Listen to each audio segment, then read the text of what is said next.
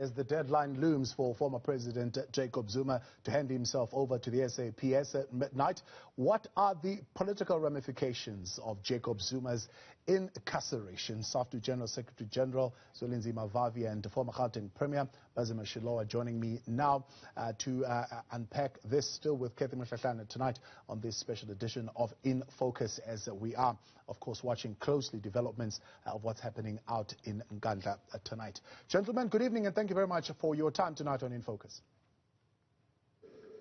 Good evening, and good evening to Bazima Shilowa, Jarasa Retare, and to everybody watching your program. Tadwavi, let's start with you. I mean, people can't help every time we speak of former President Jacob Zuma to say, well, you contributed to this raging tsunami that can't be stopped. And today, yet again, at a crossroads with the judiciary and the legal system in this country, do you take any level of responsibility for having supported the former president in your time? No, absolutely. And we've come out to apologize and to explain the logic why we thought that we were advancing the interest of workers when we were rallying behind him between 2005, 2007 in the Polokwane conference of the ANC, and rallied behind him during the 2009 elections, right until 2012, when quite a number of us began to say, hey, hold on, we made a mistake here. This is not where we would want to see the ANC going to, and this is not where we would want to see the country going to. We've absolutely acknowledged that and have taken responsibility, apologized over and over again. But again, we have emphasized in Forum that our interests were genuinely about workers. We were genuinely against what was happening to the country's economic policies at the time. We were genuinely hating the neoliberal approaches to development. We didn't want the growth and employment redistribution strategy. We hated privatization. We hated that workers were losing their jobs in their millions. And we mistakenly thought that Jacob Zuma will represent the opposite to all of that. We were wrong. We accepted that that was wrong.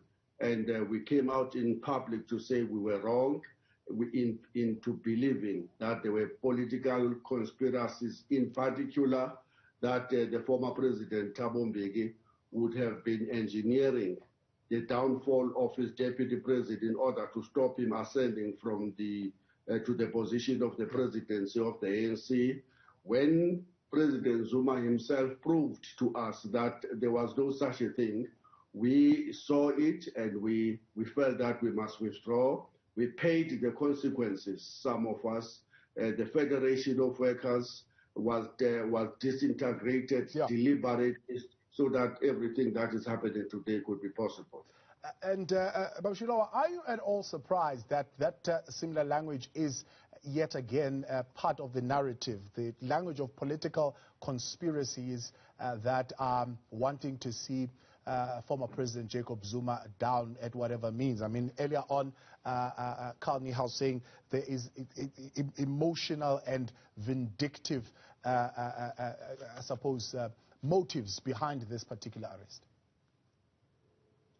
No, I'm not surprised because, I mean, that's the language that he uses. But I think, while it's important to always go back to what happened in 2005 and all of those, we've got also to be able to look at the fact that what we're dealing with today has got very little to do with 2005, even though that's where maybe the making of a personality cult may have emerged. We're simply dealing with the fact that sometimes once he was the president of the republic, there are allegations that he handed over power to a family that had not been elected, and that he has been asked to come and explain to the country the veracity of those allegations, to tell the country that, no, I was the president, there's no such in terms of what they are raising. Instead of doing that, he had been looking at the excuses to be able to run away from this, which is how we end up with him having been slapped with this contempt of court and therefore being sent to jail, which in itself, I mean, I think very few people would rejoice at him going to jail, which is not the same as saying that we all accept that the rule of law must apply and apply equally to everyone. But I think it has got very little to do with the past.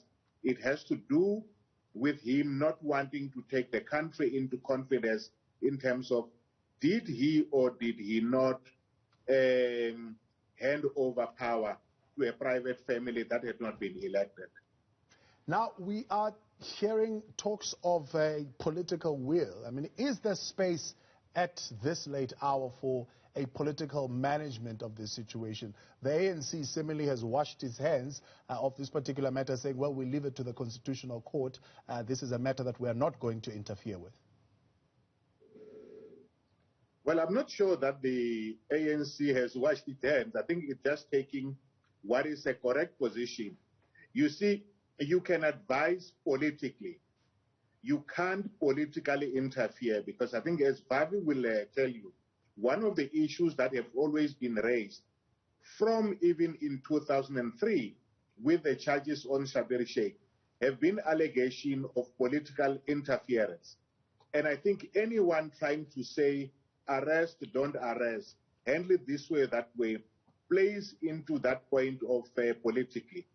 But it does not mean that the ANC could not have been politically strong in saying to Zuma, you must go to the commission. These are the consequences. Even after the decision had been taken by the Constitutional Court, they should have gone to speak to him. I know they went to speak to him, but I don't think they were forceful enough.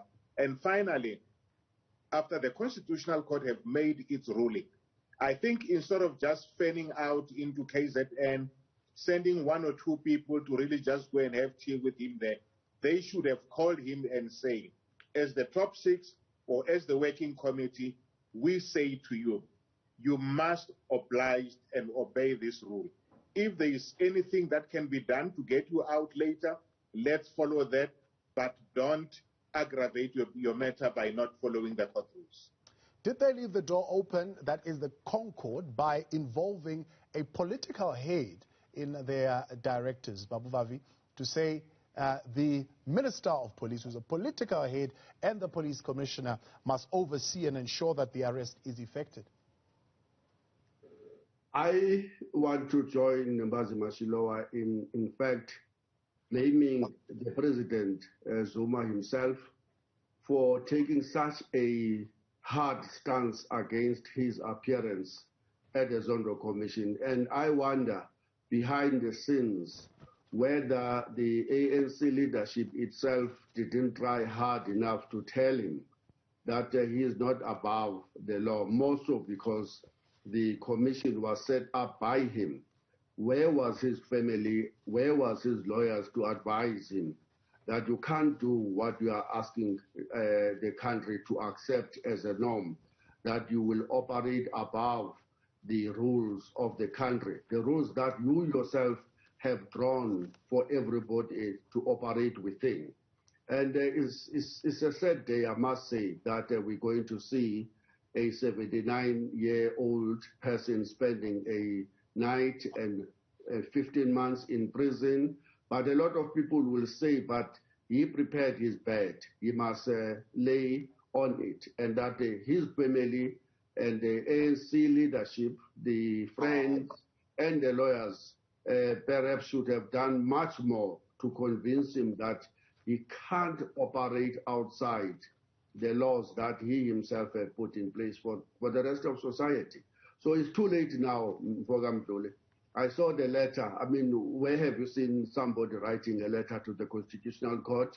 It doesn't happen. The court only listens to affidavits that have been shared with your opponents, and that they must then be convened for you to present your case.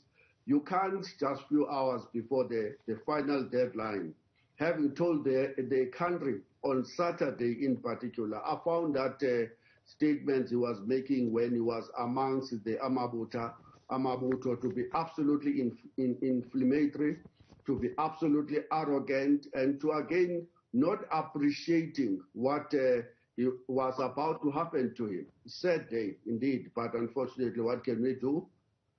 The ANC will say, oh, by the way, we tried, and by the way, we all listened to the videos of Mbazuma of what happened in that meeting. Instead of the ANC telling him what to do, it was President Zuma again invoking conspiracy theories about who was plotting against whom, where. For the whole time, it looks like this is what happened. We shouldn't be where we are now as a country. And but tonight, my view will be whoever that is arriving there should arrange that the president should quietly get into those 4x4s and go to the nearest police station without the drama of him being seen handcuffed by the media, which will be absolutely a very unfortunate sight to see.